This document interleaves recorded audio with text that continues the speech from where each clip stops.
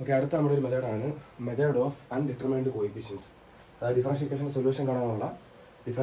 Solution കാണാനുള്ള മറ്റൊരു മെത്തേഡാണ് method of undetermined coefficients. Okay, method of undetermined coefficients. So method എന്താ നോക്കിക്കോണം. To find a particular integral. So particular integral കാണാൻ വേണ്ടിയുള്ള മെത്തേഡാണ് ഇത്. അപ്പം YC കോംപ്ലിമെൻ്ററി ഫംഗ്ഷൻ കാണുന്നത് പഴയ പോലെ തന്നെ, പർട്ടിക്കുലർ ഇൻ്റഗ്രൽ കാണുന്ന ഒരു മെത്തേഡാണിത്. കോംപ്ലിമെൻ്ററി ഫംഗ്ഷൻ കാണുന്നത് പഴയ പോലെ തന്നെ.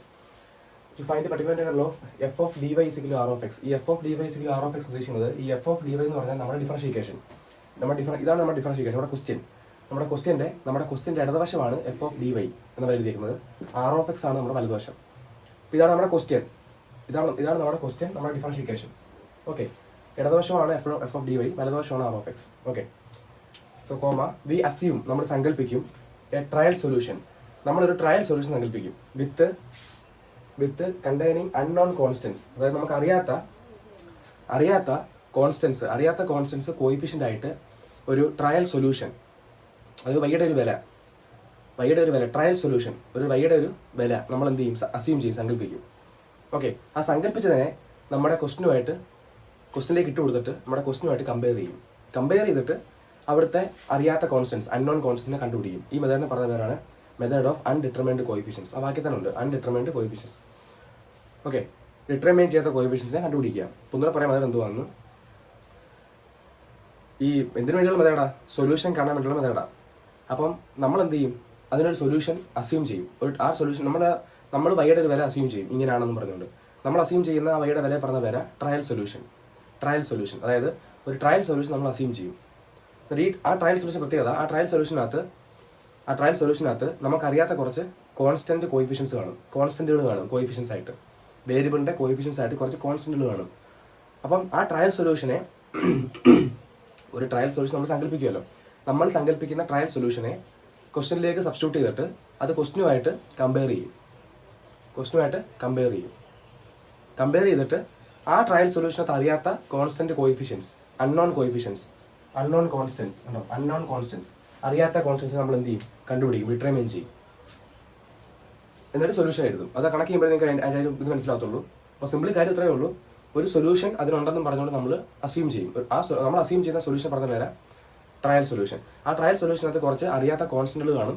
ഈ അറിയാത്ത കോൺസ്റ്റന്റുകളെ നമ്മൾ ക്വസ്റ്റ്യനുമായിട്ട് കമ്പയർ ചെയ്ത് കണ്ടുപിടിച്ചിട്ട് ആ കോൺസ്റ്റന്റുകൾ എടുത്ത് ആ സൊല്യൂഷനിലേക്ക് അല്ലെങ്കിൽ ആ ട്രയൽ സൊല്യൂഷനിലേക്ക് ഇട്ട് കൊടുക്കും. അപ്പോൾ കിട്ടുന്നതാണ് നമ്മുടെ സൊല്യൂഷൻ, പർട്ടിക്കുലർ ഇൻ്റർവൽ. അപ്പോൾ കിട്ടുന്നതാണ് നമ്മുടെ particular interval.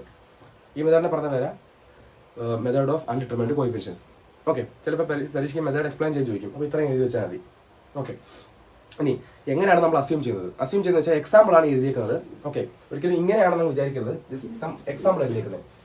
So if r of x is equal to if r of x is equal to 2e raised to 3x. എന്തോ r of x വലതുവശം, നമ്മുടെ ക്വസ്റ്റിന്റെ വലതുവശം 2e raised to 3x ആണെങ്കിൽ എന്ന് വിചാരിക്കരുത്. അങ്ങനെയല്ല ഉദ്ദേശിക്കുന്നത്. നമ്മുടെ ക്വസ്റ്റിന്റെ വലതുവശം ഒരു number into e raised to ആണെങ്കിൽ, ഈ നമ്പർ ആര് വേണമെങ്കിലും ആവാം, 2 ആവാം, 3 ആവാം, 4 ആവാം, എന്തുവേണമെങ്കിലും ആവാം. ഈയുടെ മേളിലും 3x പകരം 4x 5x എന്തുവേണമെങ്കിലും ആവാം. അപ്പോൾ ഒരു number into e raised to എന്നാണ് നമ്മുടെ ക്വസ്റ്റിന്റെ വലതുവശം എങ്കിൽ ട്രയൽ സൊല്യൂഷൻ എടുക്കേണ്ടത് ഇങ്ങനെയാണ്. Trial solution is a e raised to 3x. Trial solution means വൈയുടെ വില. അപ്പോൾ വൈയുടെ വില എങ്ങനെ എടുക്കണം? വൈയുടെ വില a e raised to 3x എന്നെടുക്കണം. Trial solution y is equal to a e raised to 3x. അപ്പോൾ ആ കണക്ഷൻ നോക്കിക്കോണം. ഈയുടെ ഫ്രണ്ട് ഒരു കോൺസ്റ്റന്റ് കിടപ്പുണ്ടെങ്കിൽ, ആ കോൺസ്റ്റന്റ് ആണ് a. ആ കോൺസ്റ്റന്റ് പകരമാണ് നമ്മൾ a എഴുതുന്നത്. പിന്നെ ഈയുടെ മേളിൽ 3x ആണെങ്കിൽ ഇവിടെ 3x എഴുതണം. കണ്ടോ? അപ്പോൾ കോയിഫിഷ്യന്റ് കോൺസ്റ്റന്റ് കോയിഫിഷ്യന്റ്, ആ കോയിഫിഷ്യന്റ് മാത്രമേ നമുക്ക് അറിയാത്ത ഒരാളായിട്ടുള്ളൂ. മനസ്സിലായി പറയുന്നത്?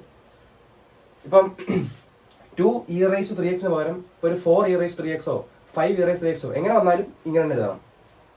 അപ്പോൾ ഞാൻ ഒരു എക്സാമ്പിൾ മാത്രമാണ് എഴുതിയിരിക്കുന്നത്. സോ ഈ നമ്പറിന് പ്രാധാന്യമൊന്നുമില്ല. e raised to മേളിൽ എന്ത് കിടക്കുന്നോ അത് അതുപോലെ തന്നെ എഴുതിക്കോണം. ഓക്കെ. രണ്ടാമത്തത് if r of x is equal to 3 sin 2x. ഇവിടെ ഈ പറഞ്ഞ പോലെ തന്നെ ഈ 3ക്ക് വലിയ പ്രാധാന്യമില്ല. ആ 3യുടെ സ്ഥാനത്ത് 4 5 എന്തുകൊണ്ടും വരാം. പക്ഷെ എഴുതുമ്പോൾ നമ്മൾ 3 sin 2x എന്നാണേ, 3 sin 2x. അപ്പോൾ 3 sin 2x ആണ് ഇവിടെ ക്വസ്റ്റിന്റെ വലതുവശമെങ്കിൽ അത് എഴുതിക്കുന്നുണ്ടോ? ദെൻ നമ്മുടെ ട്രയൽ സൊല്യൂഷൻ എന്ന് പറയുന്നത് a1 sin 2x plus a2 cos 2x. കണ്ടോ? അപ്പോൾ വലതുവശം 3 sin 2x ആയപ്പം ഈ 3ക്ക് പകരമാണ് A1 A2. ഇവിടെ ക്വസ്റ്റിന് sin 2x നടക്കുന്നതെങ്കിൽ A1 sin 2x plus A2 sin cos 2x. ഇനി ക്വസ്റ്റിന് cos 2x നടക്കുന്നെങ്കിലോ അന്നേരവും A1 sin 2x plus A2 cos 2x.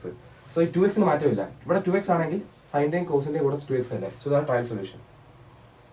For example പറയുകയാണെങ്കിൽ ഇപ്പം 3 sin 4x എന്നാണ് വരുന്നെങ്കിലോ ട്രയൽ സൊല്യൂഷൻ എങ്ങനെ എഴുതും? Trial solution A1 sin 4x plus A2 cos 4x. കണ്ടോ? Trial solution എനിക്ക് മനസ്സിലായോ? അപ്പോൾ 3 sin 4x എന്നാണ് നമ്മുടെ വലതുവശം, ക്വസ്റ്റിൻ്റെ വലതുവശമെങ്കിൽ ട്രയൽ സൊല്യൂഷൻ എഴുതുന്നത് എങ്ങനെ? A1 sin 4x plus A2 cos 4x.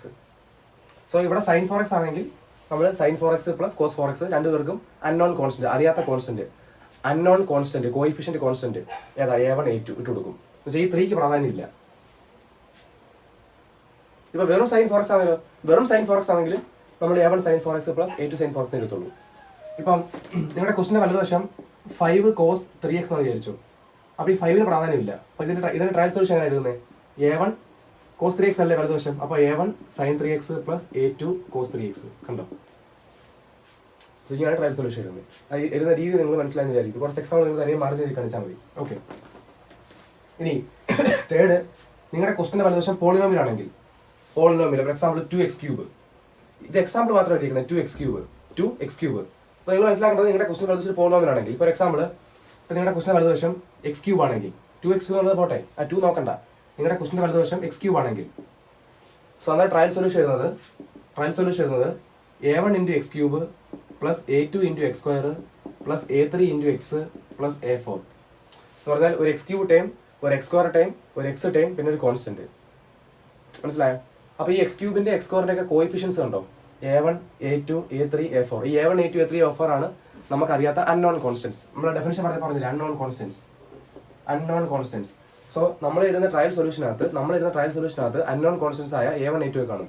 പിന്നെ അവരുടെ വില കണ്ടുപിടിക്കുന്നുള്ളതാണ് ഇതിന്റെ മെത്തേഡ്. ദെൻ നാലാമത്തത്, if R of x is equal to tan x or sec x. tan x or sec x ആണ് വലതുവശം വരുന്നതെങ്കിൽ ഈ മെത്തേഡ് ഫെയിലാണ്. നമുക്ക് ഈ മെത്തേഡ് അപ്ലൈ ചെയ്യാൻ പറ്റത്തില്ല. അപ്പോൾ ചുരുക്കം പറഞ്ഞാൽ e⁻ sin പിന്നെ പോളിനോമിയൽ, ഇത്തരം കാര്യങ്ങൾക്ക് മാത്രമേ നമുക്ക് ഈ മെത്തേഡ് അപ്ലൈ ചെയ്യാൻ പറ്റൂ. സോ ഇതാണ് മെത്തേഡ് ഓഫ് അൺഡിറ്റർമിൻഡ് കോഎഫിഷ്യൻസ്. കണക്ക് നിങ്ങൾക്ക് മനസ്സിലാവും. പരീക്ഷയ്ക്ക് ഈ മെത്തേഡ് എക്സ്പ്ലെയിൻ ചെയ്യാൻ പറഞ്ഞാൽ ഇത്രയും എഴുതി വെച്ചാൽ മതി.